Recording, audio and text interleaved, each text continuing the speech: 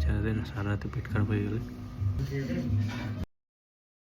সময় তখন ঘড়িতে সকাল 9:30। এসে পৌঁছানোর কথা ছিল নরওয়েতে আগের দিন রাত্রি 8:30টার সময়, আর এসে পৌঁছালাম পরের দিন সকাল 8:30। আমরাও জানতাম না যে এমনটাও আমাদের সাথে ঘটতে পারে।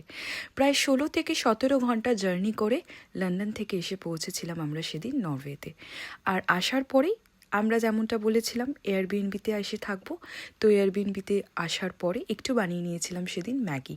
তারপর অল্প ছোট্ট একটা 3-4 ঘন্টার ঘুমের পরে বেরিয়ে গেলাম একটু আশপাশটা ঘুরতে।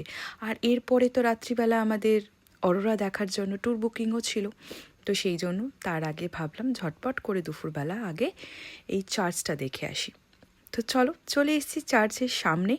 আর তার সাথে সাথে বাইরে বীভৎস হাওয়া, যাকে বলে বরফের হাওয়া চলছিল।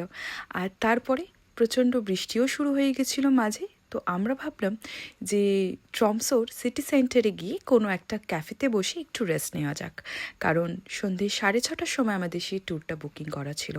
আর এত সুন্দর একটা ছোট্ট ক্যাফেতে এসেছিলাম সেদিন আমরা, দেখে তো আমি প্রচণ্ড মুগ্ধ হয়ে গেছিলাম। আর ক্যাফেতে যেতে আমি বরাবরই ভীষণ পছন্দ করি। আর সেদিন রোহান নিয়েছিল কফি, আর আমার favourite hot chocolate with lots of cream.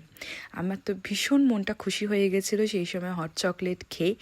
আর এদিকে রোহান আমাকে বলছিল যে তোমার চক্করে পড়ে আমাকে কি না খেতে হচ্ছে, কারণ এগুলোর মধ্যে কোনোটাই ওর খুব একটা পছন্দের নয়। এই আমার চক্করে পড়েই ওকে খেতে হয়। তো চলো ঝটপট করে এখন এই হট চকলেট আর কফিটা এনজয় করে আমরা চলে যাব অরোরা দেখার জন্য নেক্সট ট্যুরে। আমার পেছনে দুজন বসে ওরা খাচ্ছে, ওয়াফার খাচ্ছে, দেখাতে পারবো না।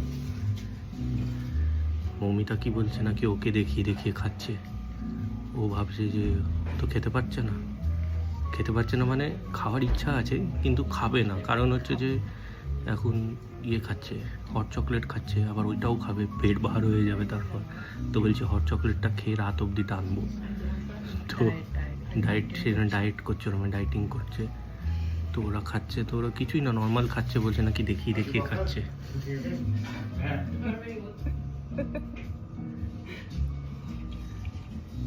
কি অবস্থা, ওদের পেট খারাপ হবে।